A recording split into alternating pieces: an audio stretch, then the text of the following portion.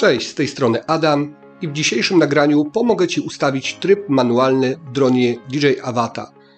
Ten odcinek jest tylko poświęcony ustawieniu drona Avata w trybie manualnym, jak również pokażę, jak dokonać ustawień tak, aby wszelkie ruchy były płynne. Jeżeli chcesz wiedzieć więcej o dronie Avata, zachęcam Cię do zapoznania się z moim nagraniem z wczoraj. Tam mówię dokładnie o plusach, minusach w mojej ocenie tego nowego drona wraz z goglami nowymi dwójkami. Żeby ustawić tryb manualny, przede wszystkim musimy się zaopatrzyć w tego typu kontroler, czyli zwyczajny RC. Niestety Motion Controller nie ma możliwości latania w trybie manualnym, tak zwanym acro. Jeżeli już mamy ten kontroler, musimy ustawić sobie drążek, lewy drążek, bardzo istotny, po to, aby móc nim szybko reagować. Przy lotach FPV minimalny ruch oznacza znaczne zwiększenie prędkości czy też wysokości bądź opadania. Ten lewy drążek nie powinien nam zbytnio odbijać, dlatego że środkowa pozycja nie jest dla dronów FPV, dla lotów FPV odpowiednia. Raczej ten drążek zazwyczaj mamy niżej. Dlatego śruba F1, ta lewa, odpowiada za odbijanie drążka. Musimy ją dokręcić małymi ruchami i sprawdzamy, tak aby praktycznie nie odbijał. Leciutko może, ale raczej żeby nie odbijał. Natomiast prawa śruba F2 odpowiada za to, jaki opór stawia drążek. To znaczy się, czy musimy dać więcej siły, żeby go przesunąć do góry lub w dół, czy mniej. To musimy do swoich palców, do swojej dłoni odpowiednio dostosować, tak żeby nam się latało jak najlepiej. Więc na pewno na początku parę razy będziecie musieli to dokręcić bądź też odkręcić. Pamiętajmy, dokręcamy, wtedy robimy większy luz. Odkręcamy, wtedy drążek bardziej odbija i ciężej będzie nam go kierować w górę lub w dół. F1 odbijanie, śruba F2 ta prawa, to jest jak ciężko drążek pracuje, jaki opór będzie nam stawiał. Jeżeli już ustawimy sobie odpowiednio nasz kontroler, te drążki, to następnie przechodzimy do samego drona. Aby ustawić tryb acro manualny, musimy wejść w setting, następnie wybieramy drugą pozycję kontroler i pozycję pierwszą ustawienia kontrolera. Następnie wchodzimy w dół i tutaj w dolnej pozycji musimy zmienić ze sport na właśnie manual.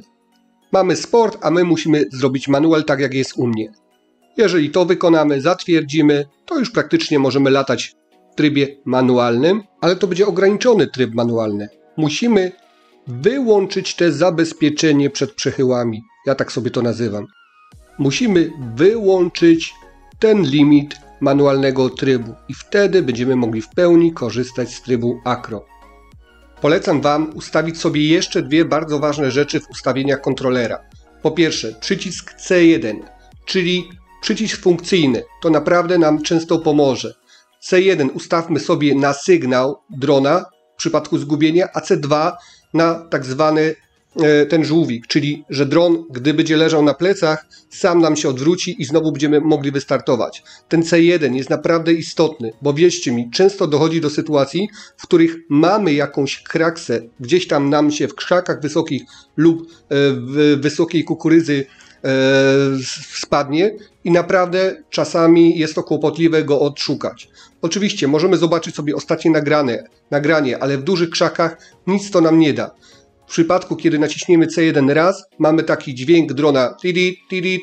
Dzięki temu naprawdę łatwiej go odszukać. I tutaj uwaga, niestety w przypadku Motion Controllera tej funkcji nie ma. Nie da się wywołać sygnału drona. Dlatego polecam Wam zakup SmartTaga bądź AirTaga od Samsunga bądź od iPhone'a, dzięki którym naprawdę można bardzo szybko znaleźć swojego drona. Jak nie wiecie, co to są za urządzenia, to zobaczcie na moim kanale, jest filmik o tym. Zresztą w internecie jest dużo filmów o tych urządzeniach. Kosztują niewiele, bo w granicach 100 do 150 zł. Nowe czy też na Olixie używane nawet taniej można sobie nabyć.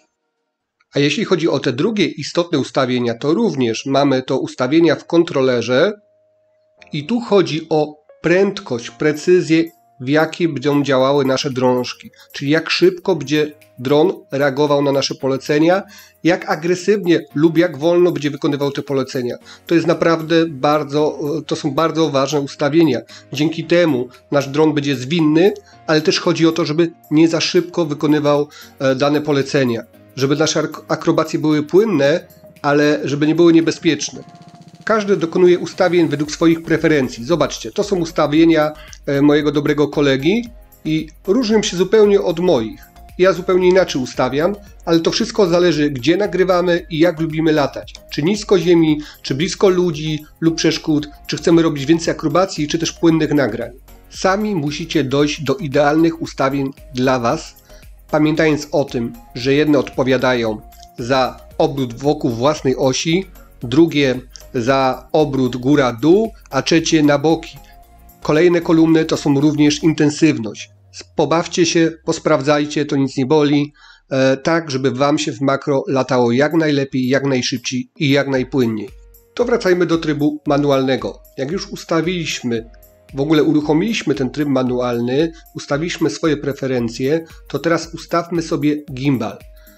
Dajmy go na minimum 15 lub plus 20-25 po to, aby ten dron latał nam płynnie, a nie tylko się wznosił, bo im damy mniejszą wartość, na przykład 5, to dron będzie miał tendencję do wznoszenia się do góry, więc dajmy troszeczkę wyżej, nie dawajmy znowu zbyt dużo, na przykład od razu 35, bo będziemy lecieli z większą prędkością, bardziej będzie miał tendencję do opadania. Oczywiście jest też ważne, jak prawy drążek ustawimy, natomiast dla początkujących dajmy sobie wartość, jeżeli chodzi o kamerę, pomiędzy 15 a 24. I oczywiście wszystko zależy, na jakiej wysokości latamy, bo jeżeli bardzo nisko, to musimy zupełnie inne ustawienie. Po prostu bądźmy świadomi, że ta wysokość gimbala, czyli tak jak go mamy odwrócone, ma znaczenie dla naszych lotów. No i ostatnia informacja, to znaczy się, gdy przełączymy drona z trybu naturalnego bądź też sportowego w manualny, to najpierw musimy ustawić sobie drążki w pozycji